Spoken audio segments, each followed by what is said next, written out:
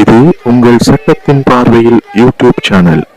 உலக அரசியலையும் ஆப்பிரிக்காவின் வரலாற்றையும் மனித உரிமைகளையும் உரையாடும் களம் நமது சேனல். இன்று நாம் பார்க்க போகும் தலைப்பு, ஒட்டுமொத்த ஆப்பிரிக்காவும் ஒன்றாகுமா? புர்கினா ஃபேசோ ஜனாதிபதி இப்ராஹிம் ட்ராரே அறிவித்த புதிய திட்டம் ஐக்கிய ஆப்பிரிக்க திட்டம். அண்மையில் சர்வதேச போலீஸ்காரனான அமெரிக்காவை எதிர்த்த இப்ராஹிம் ட்ராரே அமெரிக்காவுக்கு அவரை வரக்கோரி ட்ரம்ப் விடுத்த அதிகாரப்பூர்வ அழைப்பை நிராகரித்திருந்தார். தற்போது புர்கினா ஃபேசோ மக்களுக்கு சேவை செய்வதில் தான் மும்முரமாக இருப்பதாகவும் இராஜதந்திர மரியாதைகளுக்கு நேரமில்லை என்றும் அவர் கூறியிருந்தார். இன்று இதே இப்ராஹிம் முழு ஆப்பிரிக்க கண்ட மக்களுக்கும் விடுத்த அறிவிப்பே இது. நான் இப்ராஹிம், புர்கினா ஃபேசோவின் ஜனாதிபதி. ஒரே ஒரு ஆப்பிரிக்கா, ஒரே ஒரு அரசாங்கம், ஒரே ஒரு நாணயம், ஒரே ஒரு கடவுச்சீட்டு. இதே போன்ற கனவுகளை நம்மில் பலர் கொண்டிருக்கின்றோம். ஆனால் இப்போது ஒரு நாட்டின் தலைவரே அதை திட்டவட்டமாக அறிவிக்கின்றார் என்றால் ஐக்கிய ஆப்பிரிக்கா உருவாக வேண்டும். ஒரு பொது அரசு, ஒரு பொது அப்ரோ மணி எனப்படும் நாணயமும் மற்றும் விசா தேவையின்றி பயணிக்கக்கூடிய ஆப்பிரிக்க கடவுச்சீட்டும் அமைய வேண்டும்.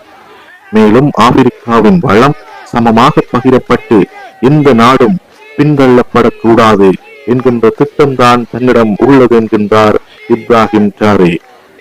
புர்கினா ஃபேசோ ஒரு மேற்கு ஆப்பிரிக்க நாடு. இப்ராஹிம் 2022 ஆண்டு இராணுவ புரட்சி மூலம் அதிகாரத்துக்கு வந்தவர். இளம் 36 வயதிலே ஜனாதிபதி ஆனவர்.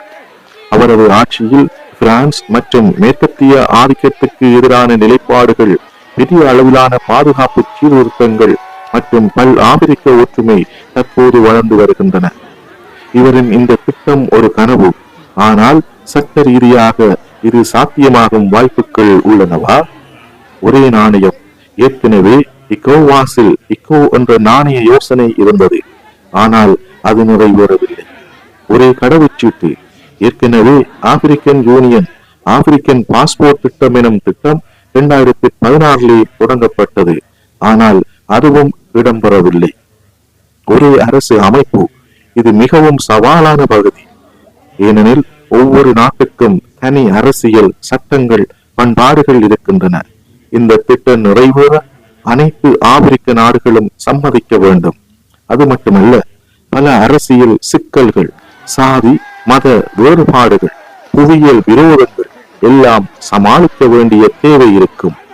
ஆனால் இந்த கனவு கடந்த நூற்றாண்டு வரலாற்றில் மும்முரமாக வலியுறுத்தப்பட்ட கனவு, மும்முரமாக பேசப்பட்ட கனவை இப்போது ஒருவர் திட்டமாகவும் உரத்த குரலாகவும் உலகத்திற்கு அறிவித்திருக்கின்றார்.